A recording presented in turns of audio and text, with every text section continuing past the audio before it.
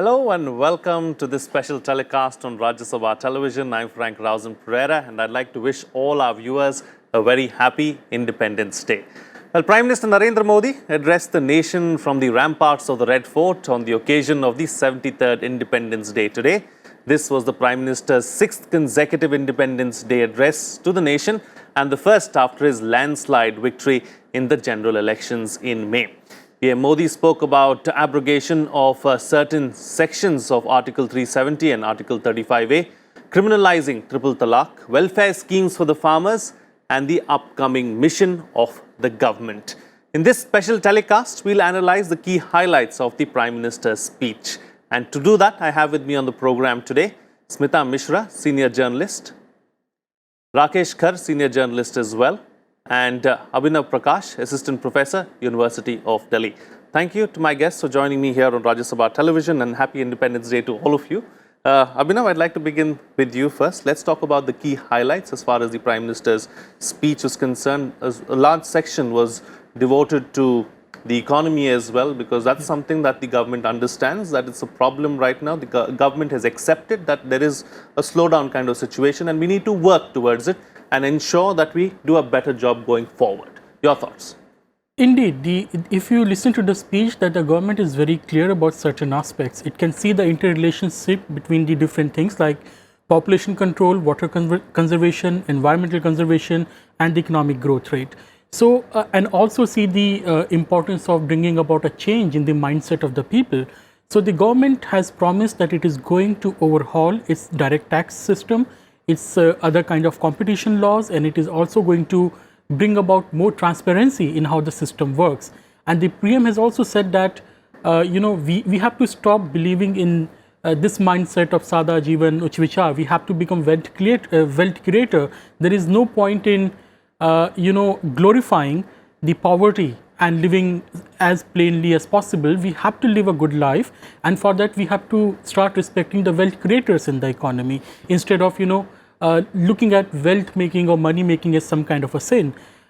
Beyond that, the PM has also talked about investing a large amount of money, which is around 100 lakh crore in the infrastructure. So the government has its priority and the vision sorted out that there are interlinkages in the economy. You have to interlink water conservation, environmental laws, your competition laws, your infrastructure investment, and the business culture and the mindset of the country, what you call the culture of the country, which should be oriented towards achieving a high growth trajectory, which I think is a very important point the PM has made in this speech.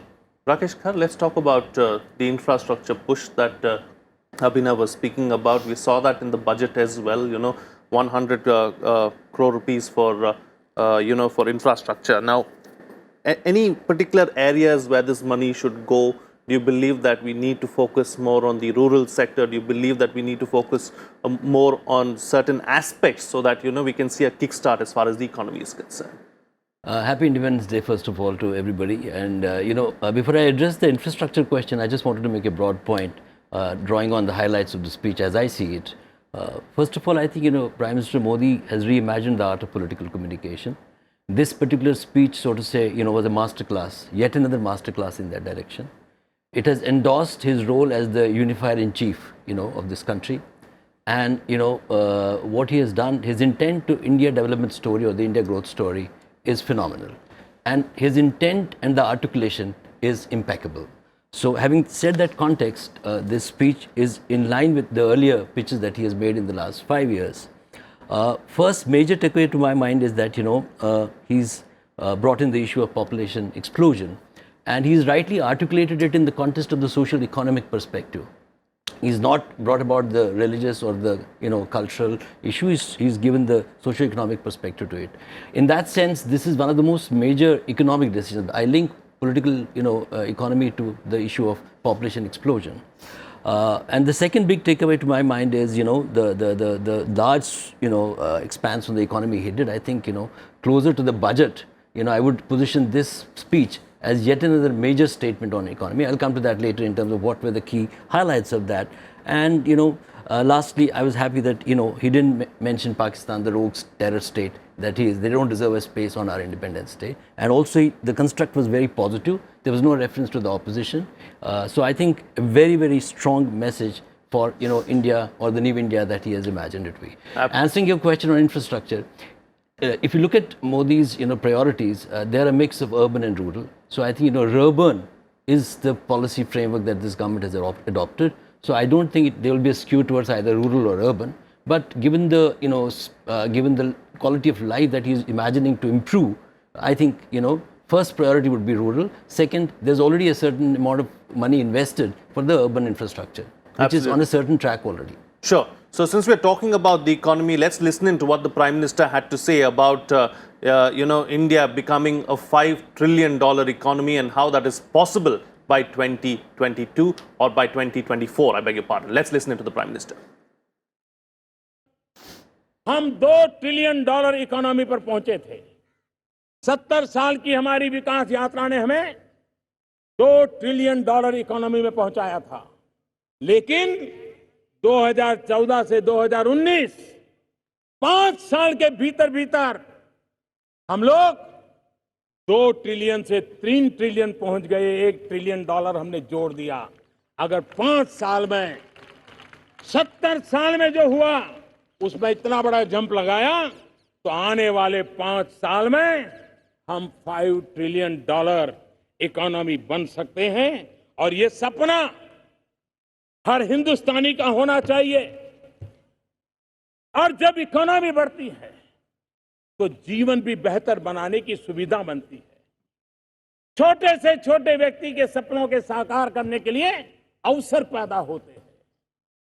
और ये अवसर पैदा करने के लिए देश के आर्थिक क्षेत्र में हमें इस बात को आगे ले जाना है।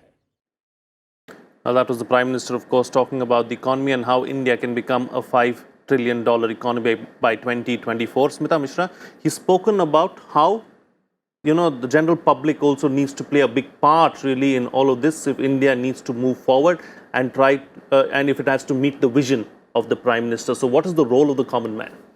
Yes, so because the Prime Minister, you see, he touched upon all aspects of governance and national life, our neighborhood also, our foreign policy, everything. So it's not really easy to put it in 1 or 2 lines, what was the complete purport of the address. But still, if I would, make a try to put it in 1 line, I would say the entire address was directed at the aspirational India, about which the Prime Minister had been talking from the middle of his last term. When he gave the message of a new India, Naya Bharat. Since then, he has been directing all his addresses, his speeches, his words towards the aspirational India. Now, what about the aspirational India? The point is, aspirational India is that class of people who are not ready to carry on with the burden of, having a family legacy and having what was bequeathed to them by others who made efforts. It is that class of Indians which does not want to have any limits on its aspirations. It wants to achieve the scale which some years ago was not, forget about implementing it, it was not even thinkable for most of our leadership. So when the Prime Minister directs his words at that class of Indians, he has to show them a bright future.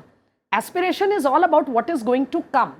So, and you see, for example, when he began his last term in 2014, he gave a clarion call for Swachhata, for hygiene, for cleanliness. This time when he took up charge, even before he took charge of the government, his first address was directed at Jal Shakti, that is preserving water. And I must say a very big part of today's address was also focused and devoted to issues of our environment and our ecology, which also is a part of telling us how to survive in the future. We have examples of places and countries who recklessly dealt with their environment and they are suffering the results today. So the Prime Minister has given a very wholesome message to the aspirational Indian class, and therefore he had to say, it was expected that he will have to stress on the point that whether it is governance, whether it is securing the future of the country, it can never be completely implemented by just some people in the government or some babus sitting in some government bhavans and houses. It has to involve every Indian. That is why the phrase "Chote se chota admi," and that has been the mantra of the government from the beginning, to address the last man standing in the queue. what was given by Pandit Deendayal Upadhyay as a principle has actually become the guiding mantra for the government. It is not just an abstract principle anymore. So you see, the Prime Minister, it was expected that when he addresses the aspirational class, he will have to devote a large part of the address to the economy because of the concerns that are being raised about the economy. And Narendra Modi is not the kind of man to shut his eyes to reality. He believes in accepting the challenges that are posed before the country and to find a way out of them. Sure. That is why he has tried to involve every Indian, especially the youngsters, to say that yes, the future is secure, there are brighter days ahead, but do not think that there is a government which will only think about you and you just have to follow. Because Indians are an aspirational class, Indians are an aspirational generation, they will like to be part of everything that is being done to make the country a better country, a better life. And therefore, they talk about appreciating the wealth creators. Right. There is no pride in poverty. You know, distribution of poverty has been suffered by the country for 6 decades. I do not think we can afford it anymore. Right. Respecting the wealth creators, giving a call for development which goes along with preservation of the ecology and addresses and concerns of our neighborhood. Because you must have heard the lines on where he stresses about stability of governance. When there is stability, only then can we expect to do better in all these various sectors of governance and development. Certainly. We'll look at the other key highlights as well. But before that, one last question on the economy, and then we'll move on to the other aspects, because there are several other important aspects that the Prime Minister raised that we need to talk about as well. Talking about this $5 trillion economy by 2024, Abhinav, what needs to be done so that we reach there? First of all, we need to invest more in the infrastructure, as PM Modi has already pointed out in the speech.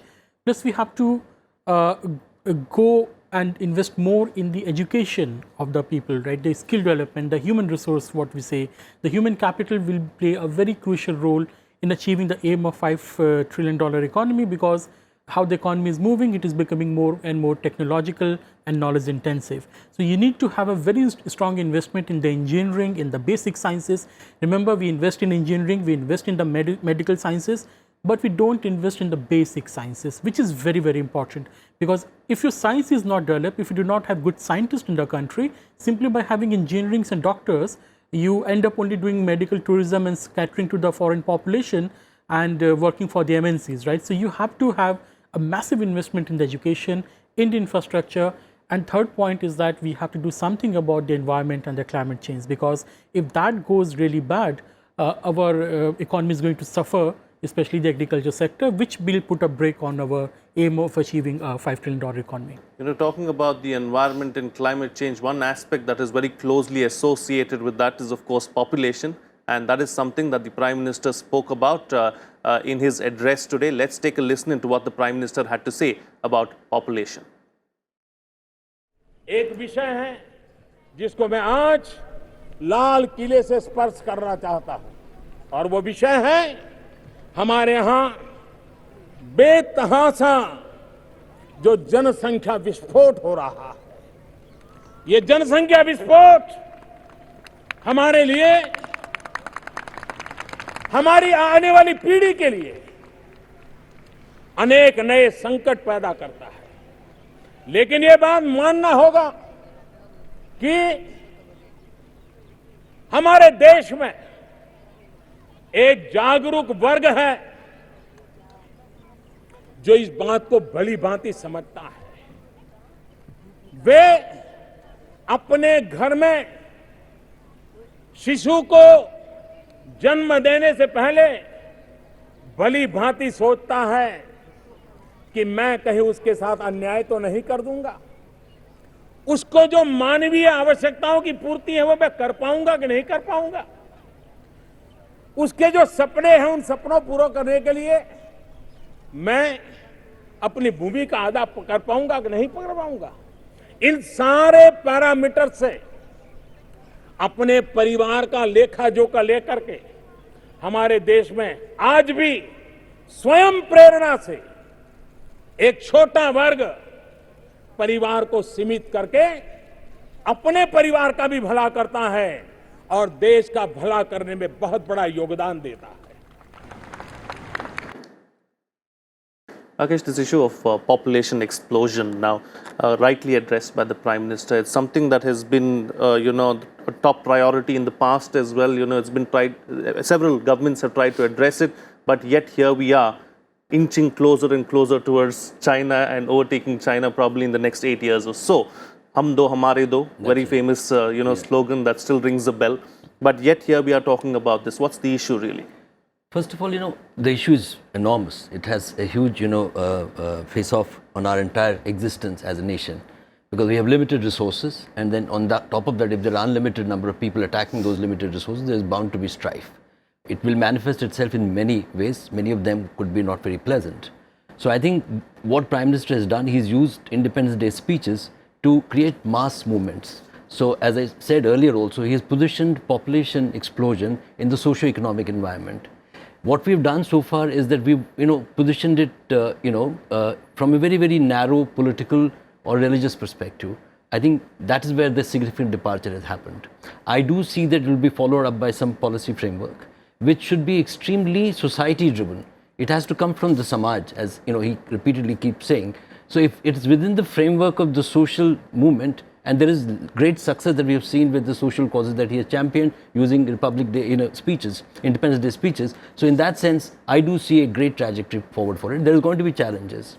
And as I said, this issue is linked to the core economy of this country. The economic health, will improve vastly if we are able to put a certain, science to our numbers in terms of population explosion. You raised earlier the issue of economy, what is the roadmap? I think Prime Minister himself, there's been a lot of talk about economy being under the belt, and some of it's a fact also. As she rightly pointed out, the Government of India has admitted that there is a slowdown. You also said that. But I think he's drawn the roadmap. I have some quarrel with some of the issues that he has raised. I don't know how they'll pan out. Number one, he's talked about exports. So no economy globally has grown without exports being the driver. Our exports are not doing well. So for a change, if the Prime Minister of the country repeatedly used the word exports, he said that each district should have a faculty to develop exports. So I think that roadmap he has given. If India's economy has to grow, has to be export-led. So that roadmap is there. Second, and the most important thing that he said is that the time of incrementalism is over. Now we have to take a big decisions. And he's already walked the talk on the political framework. I do imagine that he'll do the walk to the talk in the economic framework. Third most important that he talked about is infrastructure, which you rightly pointed out. He talked about tourism. And the biggest message to Indian industry, which has to play a great role, because this government has been telling industry that you also have a great role to play. It's not that you keep constantly looking for stimulus, which may be deserving, but you have to play a role. I think he's given the biggest endorsement to the Indian industry. He has shied away from all potential criticism and said that he has put them at a pedestal like freedom fighters. Wealth creators are wealth distributors, and wealth distributors are the road to mitigate poverty. Lastly, he talked about Make in India also, which is again a key part of his scheme for improving the fight for it. I'm sorry to interrupt. I'm going to cut you short because the governor of, is speaking in Srinagar, Satyapal Malik. Let's listen in. Addition को प्रोत्साहित करने और सुविधाजनक बनाने के लिए इस वर्ष के अंत में, ये सबसे महत्वपूर्ण बात है, इस वर्ष के अंत में होने वाले इन्वेस्टमेंट समिट में हम इन क्षेत्रों में निवेश और विशेष तमाम कठिनाइयों की जानकारी है। इस दिशा में उनके योगदान को देखते हुए हमने जेके पुलिस कर्मियों के कई रैंकों के संबंध में हार्डशिप अलाउंस को बढ़ाया है। नॉन गजेटेड पुलिस कर्मियों का राशन मनी अलाउंस 2000 से 2500 किया गया है। इसी तरह एसपीओज का मासिक पारिश्रमिक भी बढ़ाया गया है। इसके अलावा सभी पुलिस कर्मियों को ड्रेस और किट मेंटेनेंस अलाउंस सीधे दिया जाएगा। मेरा प्रशासन अपने कर्मचारियों के कल्याण और उनके वास्तविक मुद्दों के लिए प्रतिबद्ध है। सरकार ने जम्मू कश्मीर और लद्दाख में विभिन्न सरकारी विभागों में बड़ी संख्या में खाली पदों को भरने के लिए पहले ही कदम उठाए हैं और शीघ्र ही विभिन्न केंद्रीय और राज्य सरकार के संगठनों द्वारा भर्ती अभियान शुरू किया जाएगा। निष्कर्ष में प्रिय भाइयों और बहनों, मैं जम्मू और कश्मीर और लद्दाख के लोगों के लिए एक उज्जवल भविष्य देखता हूं। मैं देख रहा हूं कि श्रीनगर और जम्मू अंतर्राष्ट्रीय हवाई अड्डों के साथ ग्लोबल मेट्रोपोलिस बन रहे हैं। मैं देख रहा हूं कि भविष्य में बेहतर बुनियादी ढांचे के साथ पर्यटन को बढ़ावा मिल रहा है, जिससे युवाओं के लिए रोजगार पैदा हो रहे हैं। मैं देख रहा हूं कि बड़े पैमाने पर औद्योगिक विकास, रोजगार और प्रगति हो रही है।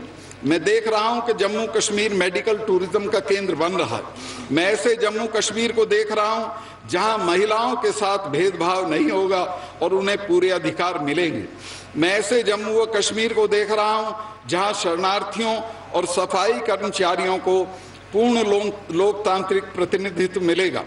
मैं ऐसे जम्मू व कश्मीर को देख रहा हूं जहां केंद्रीय कानून और योजनाओं का लाभ सबको मिल सकेगा। मैं ऐसे जम्मू व कश्मीर को देख रहा हूं जहां पंचायती राज संस्थान और urban local bodies local self governance के साधन बनेंगे। मैं एक बार फिर राज्य के युवाओं से खास अपील करना चाहता हूं कि वो आगे बढ़ें, हर क्षेत्र में आगे बढ़ें, शिक्षा, खेलकूद और सारी चीजों के साथ साथ वो प्रदेश की राजनीति भी संभालें और अपने प्रदेश को आगे ले जाएं और देश के श्रेष्ठ राज्यों में से एक बना दें। बहुत बहुत धन्यवाद। जय Hind. Of course, the governor of Jammu and Kashmir, Satyapal Malik, there speaking to the gathering there and talking about how the youth needs to go forward and how the region as well needs to move forward along with in the days to come. All right, let's take a listen in now to another reaction or another important issue that the Prime Minister raised in his address at Independence Day speech today. Let's take a listen in to what he had to say about water conservation and how important water is. हमने इस सरकार ने एक विशेष काम की तरफ बल देने का निर्णय किया है और वो है हमारे हर घर में जल कैसे पहुंचे, हर घर को जल कैसे मिले, पीने का शुद्ध पानी कैसे मिले। और इसलिए आज मैं लाल किले से घोषित करता हूं कि हम आने वाले दिनों में जल जीवन मिशन को लेकर के आगे बढ़ेंगे। ये जल जीवन मिशन, इसके लिए करीब केंद्र और राज्य साथ मिलकर के काम करेंगे और आने वाले वर्षों में 3.5 लाख करोड़ रुपए से भी ज्यादा रकम इस जल जीवन मिशन के लिए खर्च करने का हमने संकल्प किया। जल संचय हो, जल सिंचन हो, वर्षा के बूंद बूंद पानी को रोकने का काम हो, समुद्री पानी को या वेस्ट वाटर को ट्रीटमेंट करने का विषय हो, किसानों के लिए पर drop more crop micro irrigation का काम हो, पानी बचाने का अभियान हो, पानी के प्रति सामान्य से सामान्य नागरिक सजग भी बने, संवेदनशील भी बने, पानी का महत्व समझे। हमारे शिक्षा क्रमों में भी बच्चों को भी बचपन से ही पानी के महत्व की शिक्षा दी जाए। पानी संग्रह के लिए, पानी के स्रोतों को पुनर्जीवित करने के लिए हम लगातार प्रयास करें और हम इस विश्वास के साथ आगे बढ़ें कि पानी के क्षेत्र में पिछले 70 साल में जो काम हुआ है, हमें 5 साल में 4 गुने से भी ज्यादा उस काम को करना होगा। Well, Smita Mishra, like you mentioned in your opening remark yourself, in 2014 it was cleanliness. This time around it is water conservation, and how we need to move forward, in that particular direction. We have a special ministry as well, Jal Shakti Mantralaya, to look specifically into this aspect.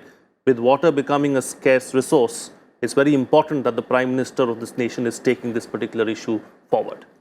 Yes, actually, we had somewhere down the line in the past decades, we had become such a cynical nation, We had got this thing ingrained in our minds कि कुछ नहीं हो सकता.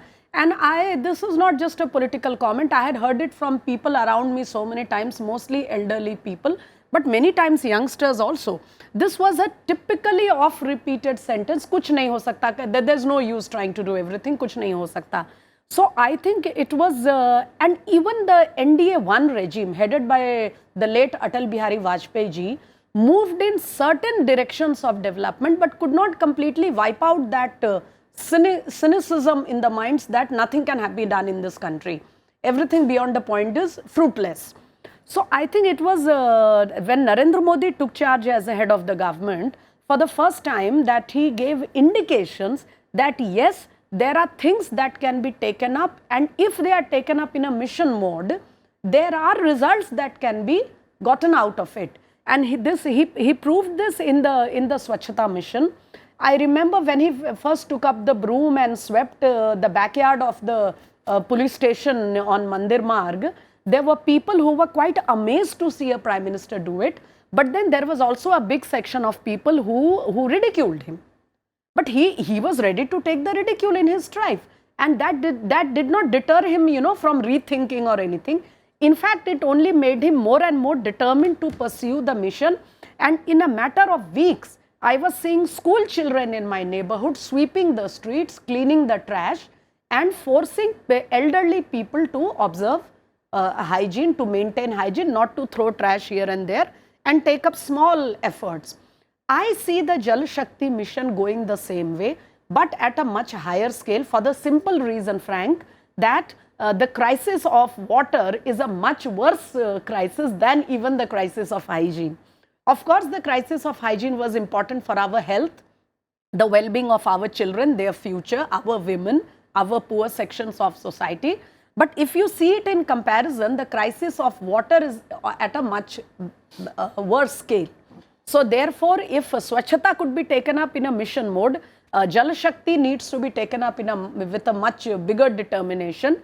And you must have been reading stories. Government of India has drawn up a very big plan how to work for conservation of water, recycling, as the Prime Minister said, avoid and prevent wastage as far as possible. And not just within the country. Of course, there has been a reorganization of ministries, but this reorganization of organic ministries has been on the cards for about 2-3 years now. And it's not going to end with Jal Shakti, that is, reorganizing the water-related departments. It's going to carry on with other departments like power and infrastructure and other things. What the Prime Minister has in mind is different departments, directorates and ministries who work towards a common goal must come together, because a lot of effort, lots and lots of money and very valuable time is wasted between files shuttling from one department and one ministry into another. Right. For example, in skill development. So what I am coming to is, apart from the Government of India reorganizing its Babudam and then working out a plan to how to pursue this huge mission, we are also collaborating and working in understanding with some countries who have proved themselves in the field of water, who had faced serious water challenges, but they came out of it due to innovative, innovative ideas. For example, Israel. Right. Our youngsters in the universities and institutions are being encouraged to come out with innovative ideas so that we can preserve water. And I think very soon, the government is going to go into residential areas, RWAs, and mohalla units and wards and village committees, and to take this message of water preservation, water conservation and avoid water wastage at the most micro level. Because only when every single citizen gets involved in preservation of water, we can achieve the same, because it is just such a serious crisis. Absolutely. Talking about every citizen, let's talk about the Jal Jeevan mission, Abhinav. It's taking potable water to every household. Yes. It's an ambitious project. Is it achievable? And how is it going to change the lives of the people? Before I come to that, I'd like to talk about the water crisis in its entirety. We have to remember that 90% of fresh water withdrawal goes to the agriculture in this country. In Maharashtra, 60% of the water is being used for growing sugar canes in an arid area. When we are growing basmati rice, 1 kg of rice needs 3,000 liters of water. And we are exporting this basmati rice, we are basically exporting our fresh water to the other country. So the water accounting is very important, that you have to restructure your consumption patterns, your agriculture especially, and you have to be very aware about what kind of food you are producing. Second point is that coming to the potable waters and other things, you see how we have built our cities over the last 50, 60 years has been very damaging to the environment. You go out of Delhi, towards the Gurgaon and Haryana. 30, 40 years back, there used to be lots of lakes and ponds, especially in Gurgaon. In Vasant Kunj in Delhi, around 80s or something, you had several lakes in those areas. All of them have been basically gobbled up by the builders, and you have built residential areas over there. Now, that has destroyed the natural aqueducts in those regions, so the groundwater recharging is not happening. So we have to focus on the city planning as well if we want to achieve water to every home. Of course, one point is that you are going to supply pipelines, you are going to lay down the water grid and everything, but if there is no water to withdraw, from where are you going to supply the water to the people? So we need to focus on reducing the agricultural burden on the water resources, the burden of urbanization on the water resources. And the third point is that we have to inculcate, as PM also talked about, see, he has always used his speeches to nudge the people towards certain things, whether it was giving up the gas subsidies, or it was Swachh Bharat Abhiyan, or now it is the Jal Shakti. He's also asking people to reduce the consumption and the use of the plastics. So I think the third point will be to change the behavior of the people. I don't see that in India you need to use showers and bathtubs. I'm sorry, but even if you're buying a 5 crore or 10 crore house, there should be a ban on the bathtub, at least looking at the severity of the water crisis. Something has to be done for these kind of situations. Yeah, when you can have a bath in a bucket of water, why do you need a bathtub or a shower at the end of the day? Because this is something that needs to come from the common man as well. We too need to understand that, and as a whole, we need to really address this particular issue and take it forward. One line, Frank. I wish, and I think gradually, but then it's happening very slowly. I wish it was faster. If we just go back, particularly in the cities, because the villagers are still better off in that sense. There are other challenges in our villages. If we were just to go back to our traditional lifestyle, particularly with reference to water, our toilet habits, our bathing habits, our washing habits, our cooking patterns, you would realize that we would actually be preserving a lot of water and avoiding wastage. It's only when we adopted the Western way of living that we've just gone into all these, very water intensive and water wasting habits. Sure. I wish our families would encourage their children to go back to our traditional, and our age-old methods. Lifestyle habits. Sure. All right. Moving on from water now, let's take a look at something else that is related to this and the environment and conservation and so on and so forth. The Prime Minister also spoke about banning plastic and why that is important. Let's take a listen into what he had to say. एक छोटी सी अपेक्षा आज आपसे सामने रखना चाहता हूं। इस 2 अक्टूबर को हम भारत को सिंगल यूज प्लास्टिक, क्या इससे देश को मुक्ति दिला सकते हैं? हम निकल पड़े, टोलियां बना करके निकल पड़े, स्कूल, कॉलेज, हम सब पूज्य बापू को याद करते हुए, और घर में प्लास्टिक हो, सिंगल यूज प्लास्टिक, या बाहर चौराहे पर पड़ा हो, गंदी ना, सब इकट्ठा करें। नगर पालिकाएं, महानगर पालिकाएं, ग्राम पंचायत सब इसको जमा करने की व्यवस्था करें, और हम प्लास्टिक को विदाई देने की दिशा में 2 अक्टूबर को एक पहला मजबूत कदम उठा सकते हैं क्या? आइए मेरे देशवासियों, हम इसको आगे बढ़ाएं। और फिर मैं स्टार्टअप वालों को, टेक्नीशियंस को, उद्यमियों को आग्रह करता हूं कि हम इन प्लास्टिक के रिसाइकल के लिए क्या करें। जैसे हाईवेज बनाने के लिए प्लास्टिक का उपयोग हो रहा है, ऐसी बहुत सी विधाएं हो सकती हैं, लेकिन जिसके कारण अनेक समस्याएं पैदा हो रही है, उससे मुक्ति के लिए हमने ही अभियान छेड़ना होगा। लेकिन साथ साथ हमने ऑल्टरनेट व्यवस्थाएं भी देनी पड़ेगी। मैं तो सभी दुकानदारों से आग्रह करूंगा, आप अपने दुकान पर हमेशा बोर्ड लगाते हैं, एक बोर्ड ये भी लगा दीजिए, कृपा करके हमसे प्लास्टिक की थैली की अपेक्षा न करें। आप अपने घर से कपड़े का थैला लेकर के आइए, या तो हम कपड़े का थैला भी बेचेंगे, ले जाइए। हम एक वातावरण बनाएं, दिवाली पर हम भांति भांति के लोगों को गिफ्ट देते हैं, क्यों न इस बार और हर बार कपड़े के थैले लोगों को गिफ्ट करें। ताकि कपड़े का थैला लेकर के मार्केट जाएगा तो आपकी कंपनी की एडवर्टाइजमेंट भी होगी।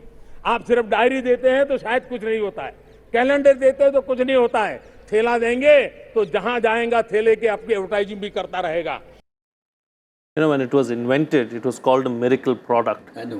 But today, it's one of the most dangerous products out there as far as the ecosystem is concerned. That is something that the Prime Minister has acknowledged, sent out a message to, to all the stakeholders to stop using plastic.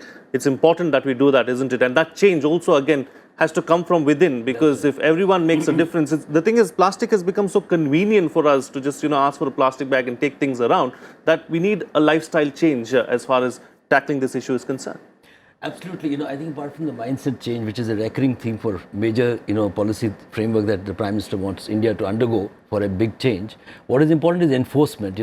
We must recall that some of the governments, state governments already initiated, ban plastic campaign, and there are organizations like Mother Dairy, they give you a cloth bag if you really, want some, and if you insist, no, you have to pay for it also, which is a good thing to do. So my view is one has to lay the groundwork in terms of enforcement of plastic ban. What Prime Minister said in terms of, water also, that, ये एक सरकारी machine तंत्र यंत्र न बन रखे, सरकारी scheme न बन के रह जाए. Similarly, here also we need to draw the framework in terms of implementing it. One is the mindset change, which has to happen at the level of the society. The most important thing is laying the framework, because, how do you enforce? Because too much enforcement also, I have seen, when it was done in Delhi, it also resulted in some amount of corruption, because then there's this Inspector Raj, आपके यहाँ पे plastic है, निकालो. So enforcement has to be done in a manner that it brings about the change that the Prime Minister is talking about. Plastic, as he rightly pointed out, that it's used in the laying the roads also. There's good plastic, there's bad plastic. So that core education also has to happen in terms of bringing plastic to its good use and shunning away the bad use, which is a huge threat to our ecology. Absolutely, and there's a dual benefit in this as well, Smita Mishra, because what's going to happen is then you're going to promote cloth and jute and hence the cottage industry. So that's a win-win situation. Yeah, the other interesting thing is he linked it to startups. That was, I think, that's again, his entire big picture about economy, which I was trying to tell you, is so aligned that he is able to, draw the big dots and put them together and draw the $5 trillion, roadmap.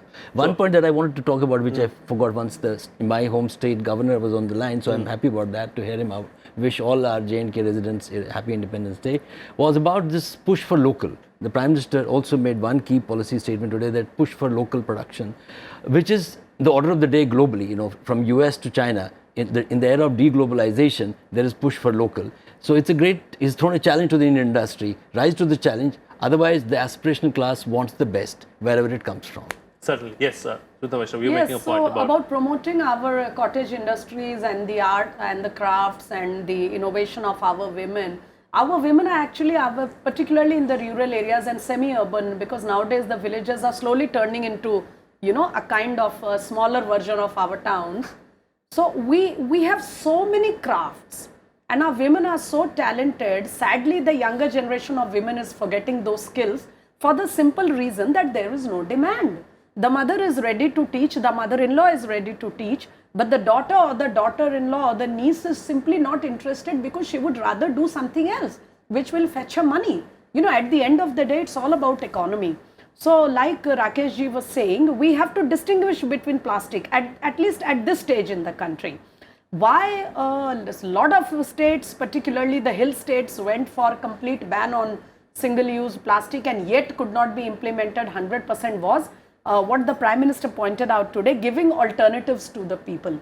One night you just cannot give a blanket ban on a certain product and expect people not to use it from the next morning if they don't have something else to help it out. Sure, sorry to interrupt. There's some interesting visuals on our screens right now. These visuals coming to us live from Ladakh at the moment, Independence Day being celebrated there as well. Just wanted to point that out. Yeah, please go ahead. Just interesting visuals, also I wanted to point it out, but go ahead. Yes, and I have just learned from my friends there that all over Ladakh, Leh city, Kargil and other, rural areas of Ladakh plateau, all over the Ladakh today, there are banners and hoardings greeting people on first Independence Day of Ladakh Union Territory. So I think of the three divisions of the erstwhile J&K state, Ladakh is celebrating the most because they had been struggling for 2 decades to have a union territory. Anyway, coming back to the use of our crafts and arts, let me tell you, we have had and we still have those skills, like you spoke of cloth and jute bags. We have such beautiful carry containers and bags and jholas made from bamboo, from cane, from from the fiber of the coconut tree, and then made out of supari leaves. I mean, it is just so amazing. If you go out into the hinterland, you will find I'm not talking of one state. There are 10-20 varieties within a single state. If you just go to my home state, Bihar, I'm being a sort of my home state, I'm being a little more charitable to my state, but it goes for the northeast, it goes for Jammu Kashmir, Himachal, Uttarakhand, Kerala, Goa. You go to every part of the country, Gujarat, the tribal districts of Gujarat, you will find that there are such amazing ways in which you can make bags and carry bags and packets and such things for your daily use. But it was the sudden this sudden explosion of plastic in our daily life that gradually all these skills, they got sort of phased out. And I have met women myself whom I have asked them, they make beautiful tokeries. I said, "Aap log aajkal dikhti nahi hai." They said, "Koi kharidta nahi hai, Didi." Which is a reality. It's a harsh reality. There are no buyers. I have met such women in Lucknow, in Patna, in other parts of eastern UP, in Delhi even. Because there are no buyers, so the skills are dying down. I think we need to look at the entire challenge in a very holistic manner. Right. If there is any country in the world which should ban plastic, not just for environmental reasons, but to promote our cottage industry, it is a country like India. Sure. Because we just have so much here. Absolutely. All right. So since we are looking at the visuals coming to us from Ladakh, and we heard the Governor of Jammu and Kashmir speak a short while earlier, let's take a listen into what the Prime Minister had to say on abrogation of certain sections of Article 370, and then we'll discuss that as well. Let's take a listen in. अनुच्छेद 370, 35A, article 370 और 35A, क्या कारण था? इस सरकार की पहचान है, हम समस्याओं के टालते भी नहीं हैं, हम समस्याओं को टालते भी नहीं हैं और न ही हम समस्याओं को पालते हैं। अब समस्याओं को टालने का भी वक्त नहीं है, अब समस्याओं को पालने का भी वक्त नहीं है। जो काम पिछले 70 साल में नहीं हुआ, नई सरकार बनने के बाद 70 दिन के भीतर आर्टिकल 370 और 35A को हटाने का काम भारत की दोनों सदनों ने, राज्यसभा और लोकसभा ने 2/3 बहुमत से पारित कर दिया।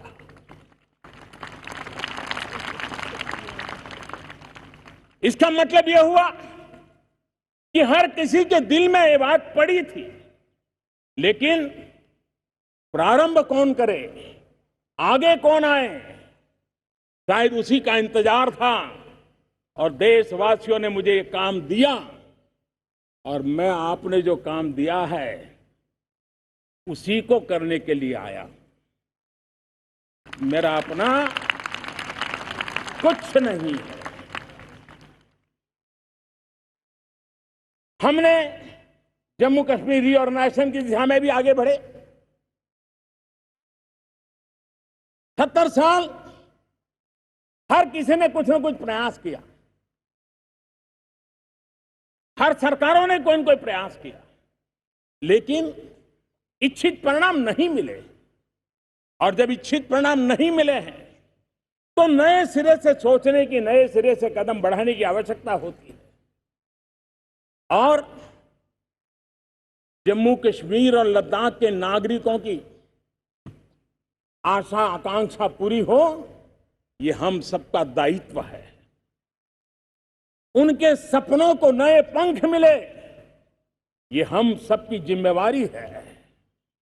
और उसके लिए 130 करोड़ देशवासियों ने इस जिम्मेवारी को उठाना है और इस जिम्मेवारी को पूरा करने के लिए जो भी रुकावटें सामने आई हैं, उनको दूर करने का हमने प्रयास किया है। You know, Abhinav, on this particular issue, it's something that has been going on for 7 decades now. No one has had the courage to take it on in the past. The Prime Minister and this government has eventually taken a step, taken a bold decision and gone ahead with abrogating certain sections of Article 370. But the Prime Minister very importantly said that the job is not over. There's still so much more left to be done. And it's important that all of us take the citizens of Jammu and Kashmir and Ladakh with us forward. That's very true. You know, I think this is one of the greatest things which has been done by the Modi government. See, because due to the Article 370, what was happening in the Jammu and Kashmir, Article 370 basically became an instrument of the majoritarian politics of the radicalized Sunni Muslims of the few districts of the central and south Kashmir. Because of the Article 370, the Dalits in the Jammu and Kashmir were not allowed to take up any other job but to clean the drains. Can you imagine anywhere in the world today that you have the birth-based profession? The LGBTs has no right, the women had limited property rights, the Sikh and Hindu refugees who had come from the Pakistan during the partition, they were still not given the residency rights and the voting rights, whereas the Muslim refugees from the Tibet and Xinjiang were given, who came in the 1950s. And also you had lots of Gorkhas living in the state, you have the Hindu Dogras, the Pandits, the Shias, the tribals and the Buddhists, all of them were disempowered. So by implementing 370, we have integrated the Jammu and Kashmir. It is a kind of a constitutional integration. So all the rights which have been guaranteed, all the benefits guaranteed by the constitutions are now available to the people of the Jammu and Kashmir. But the task is not over because we have to actually implement those policies, and there is bound to be backlash. There are two kinds of backlash. One will be by the separatists and one will be by the negative attitude of certain sections in India itself. We have seen the distasteful jokes circulating about Jammu and Kashmir, right? Marrying the girls or, buying the property out there. I think that has to be a major thing on which we have to focus, because if you really want to move beyond the constitutional integration to the full national integration, which is basically about the people of the Jammu and Kashmir, we have to be sympathetic to their point of view as well. We have to give them more space and show them by our action and behavior that you are the full citizen of India and you can also aspire to live the same life under the constitutional protection. You can also rise to any post you want when you become the part of the India. It can't be the reactions which we have seen from certain parts of the country. I think PM Modi has hinted at that. The people have to show that you're part of us. Absolutely. And Rakesh Kar, as far as this particular issue is concerned, let's not forget there's an external threat as well. Yeah. And the Prime Minister has said, let's try and address this particular issue as well. Let's try and integrate our, our three staffs. Basically, we're going to have now a Chief of Defence Staff, and that's something that he has mooted. So that's also a very positive thing going forward. Yeah, absolutely. I mean, I would say that first of all, I'm from J&K, so I'm particularly happy that this has happened. But the outreach that the Prime Minister did in the earlier special address on Article 370, he has laid the outreach philosophy. One has to walk the talk. It's not easy, as he rightly pointed out. On the defence and stroke terror, internal and external perspective that you want me to dwell on, I think the Prime Minister laid the roadmap very clearly. On the terrorism piece, he mentioned Bangladesh, Afghanistan and Sri Lanka in the neighbouring area, and pointed out this was a recalibration of the foreign policy on the terror statement, saying that these are already terror impacted like we are impacted, so there is need for a global confederation against terror. So he iterated that piece, which is very important. And in terms of the defence, internal security, he has done what a lot of committees had earlier recommended.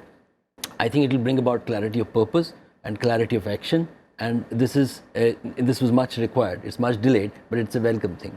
And since we're talking about Jammu and Kashmir, your home state, let's talk about how challenging is the road ahead. Well, as I said, it's having taken the historic decision, there is need for each and every one of us as citizens of this country to own our fellow Kashmiris there. So that outreach has started. There is need also to avoid any potential distraction, what he mentioned. One must ensure that it's about people, and they're all, if we are positioning them as as an integrated lot, it's important to hear them out, and that's going to happen. Also, what is important, that the peace constituency in Kashmir, this is a great opportunity for them to own this great idea. They have to stand. They've been a fence sitter for long. It is historic time for them to tell the world that we want peace, and we will stand with any decision where an innocent and average Kashmiri gets his due in life. Absolutely. The Prime Minister in his Independence Day speech also highlighted the importance of abolishing social stigmas such as triple talaq. Let's take a listen in.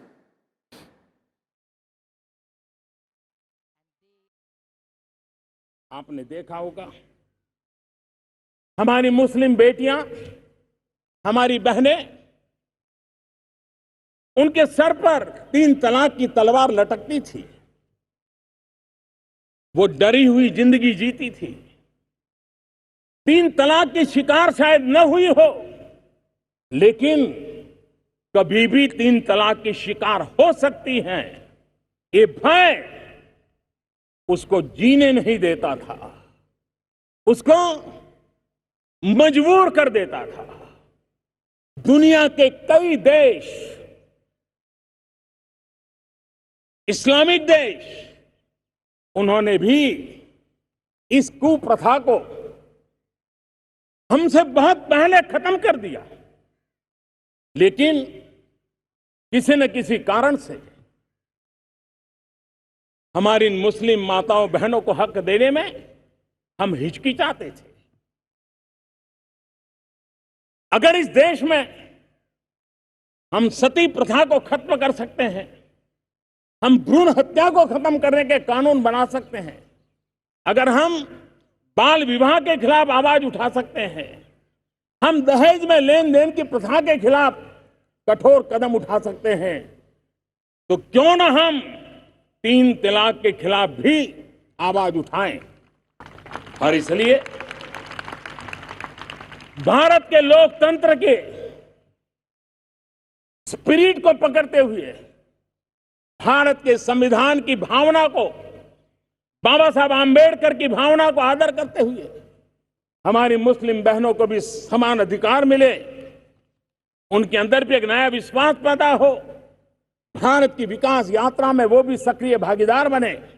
इसलिए हमने इस महत्वपूर्ण निर्णय को किया।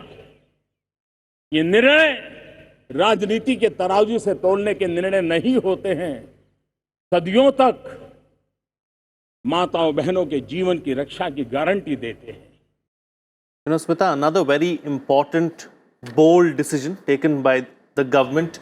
It's another step towards empowering our women.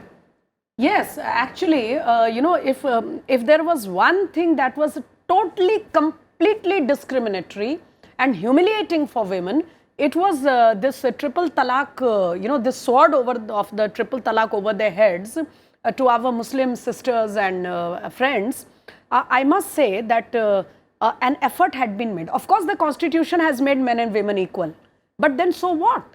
Can you imagine that such a big section of women, of an entire, those who are professing a certain religion, all those women had to face the suffering of this triple talaq. It is not only about how many women went through this practice of this scourge of triple talaq, it is also that fear hanging over their heads that if anything, even the smallest thing goes wrong, they may have to face that life, which is, I mean, just so discriminatory and full of sufferings. So, I think not exactly abolish triple talaq, but a small step had been made in 1985 when the Supreme Court allowed maintenance rights in the case of Shah Bano Begum, and something could have been done in that direction, and then we could have eventually built upon that to ensure an equal footing for our Muslim sisters. But I am sorry, if there is a blot on the Indian Parliament in the last 7 decades, it is passing that bill in 1986, which denied that maintenance right to Muslim women, and thus it actually, instead of doing away with a malpractice, doing away with the scourge over the women, it actually just strengthened things, against them. because there came, it gave an impression out to the political class and the rest of the country that dare you meddle with the personal laws, the politics of the country will not support you. And so all those women who would have, thought of fighting this evil in the society, they were just so put off. They were crestfallen. So I think in the, like the Prime Minister himself mentioned, this 1.5 month period since the government came to power have been really, really historic, in the sense far-reaching decisions have been taken which are going to have a long-term impact on the country, on our governance, on our societies, and abolishing triple talaq is one of them.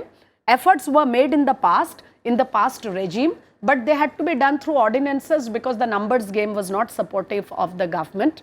However, I think I am, as a woman and as a citizen of this country, I think it is a matter of great relief and great happiness that this blot of 1986 has been washed away, and today the parliament has constitutionally given actually given the right of equality to our Muslim sisters. I think this is the day, it's already late in the day.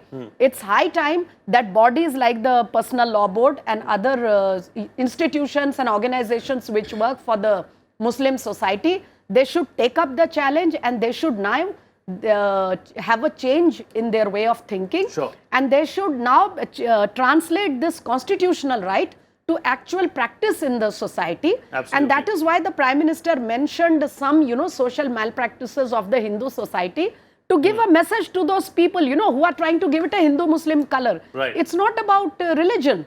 There have been bad practices in Hindu religion, they were abolished. Right, So sure. why should only Muslim women suffer? All right. So with that, then we'll call it a wrap on this special discussion that we had here over the last 1 hour. Thank you to all my guests for joining me on the program and sharing your views on the Prime Minister's speech on the 73rd day, Independence Day, of course. So our special programs will continue all through the course of the day. So keep watching Rajya Sabha television for more such programs.